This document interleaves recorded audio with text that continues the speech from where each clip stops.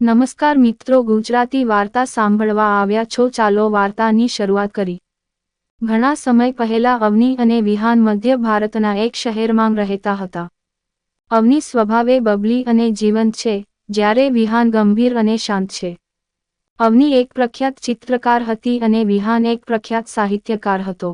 એવું કહેવાય છે કે વિપરીત સ્વભાવના લોકો ઘણીવાર એકબીજા તરફ આકર્ષિત થાય છે, અને આ બંને સાથે પણ એવું જ થયું છે। અવની ઘણીવાર જૂના કિલ્લાઓ અને અવશેષો દોરતી અને વિહાન એ જ જૂના સ્મારકો પર વાર્તાઓ લખતો। આવા જ એક જૂના કિલ્લામાં તેઓ પહેલીવાર મળ્યા હતા। અવનીએ વિહાન તરફ જોયું તો તેણે જોયું કે વિહાન એક જૂની દિવાલ પર બેસીને કંઈક લખી રહ્યો હતો। વિહાન પણ અવનીની પેઇન્ટિંગમાં ખોવાઈ ગયો। બંને વચ્ચે કલા પ્રત્યે અદૃશ્ય જોડાણ સ્થાપિત થયું।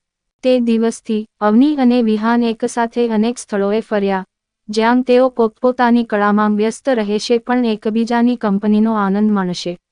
આ પ્રવાસ દરમિયાન તેમના હૃદયમાં પ્રેમના બીજ અંકુરિત થયા। વિહાને અવની માટે નાની નાની પ્રેમ કવિતાઓ લખવાનું શરૂ કર્યું, અને અવનીએ વિહાન માટે એક ખાસ પેઇન્ટિંગ બનાવવાનું શરૂ કર્યું જેમાં તેમની વચ્ચેના અદૃશ્ય અને અતૂટ બંધનને દર્શાવવામાં આવ્યું હતું।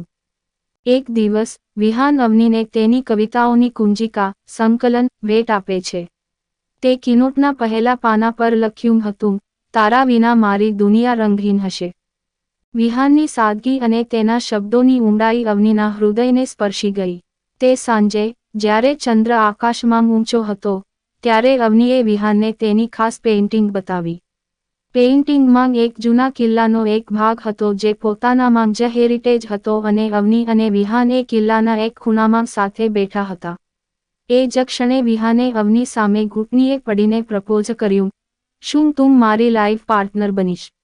અવની, જેની આંખો ખુશીથી ભરેલી હતી, તેણે જવાબ આપ્યો, હા, હું તારો જીવનસાથી બનવા માંગુ છું।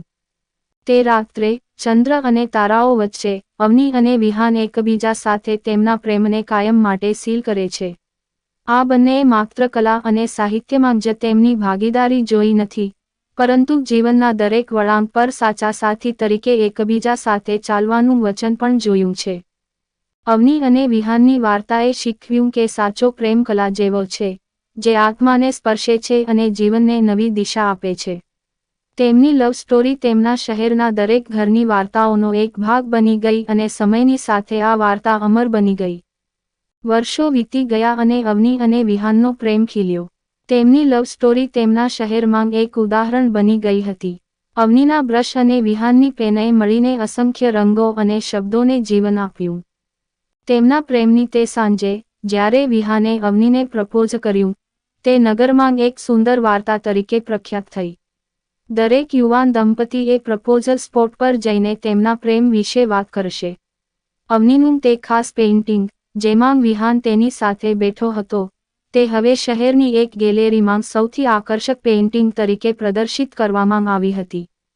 મહિનાઓ વીતી ગયા, વિહાને અવનીને શહેરના પ્રખ્યાત બગીચામાં લઈ જઈને તેના પ્રેમનો પીછો કર્યો, જ્યાં તેઓએ એકબીજાનો હાથ પકડ્યો અને ઝગમગતી લાઇટો હેઠળ તેમના ભવિષ્યના સપના જોયા। ચાંદની, હવામાં ફૂલોની સુગંધ અને કલાની ગૂંચવણો પર નિખાલસ ચર્ચાઓએ તેમની રાતોને વધુ વિશેષ બનાવી।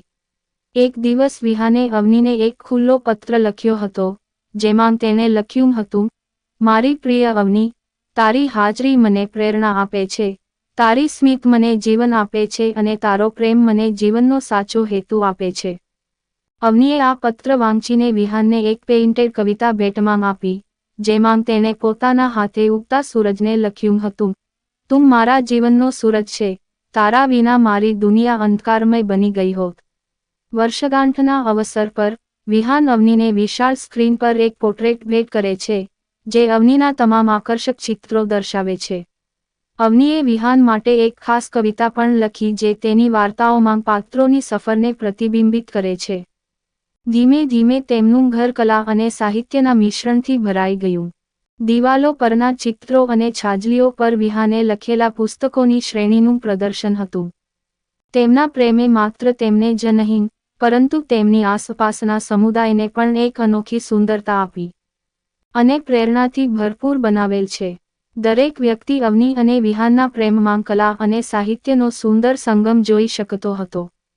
તેઓ એકબીજાના સપનાનો મજબૂત દોરો બની ગયા, અને તેમનો પ્રેમ જેટલો વધતો ગયો, તેટલો જ તે સાબિત થયું કે સાચા પ્રેમને કોઈ સીમા નથી હોતી.